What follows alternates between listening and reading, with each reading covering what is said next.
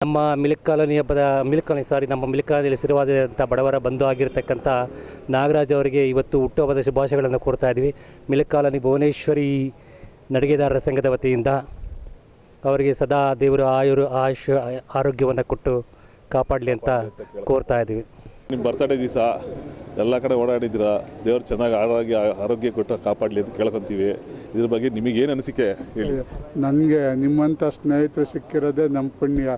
ಇದು ನಾವು ಮಾಡ್ತಿಲ್ಲ, ಎಲ್ಲ ನೀವು ಶೇರ್ ಮಾಡ್ತೀರ. ನನ್ನ ಮೇಲೆ ಇಷ್ಟು ಅಭಿಮಾನ ಇಟ್ಟಿದ್ದೀರಿ. ನಿಮ್ಮ ಮೇಲೆ ಭಾಳ ಅಭಿಮಾನದಿಂದನೇ ಮಾಡ್ತಾ ಇದ್ದೀವಿ. ಎಲ್ಲರಿಗೂ ನಾನು ಚಿರಋಣಿ ಆಗಿರ್ತೀನಿ.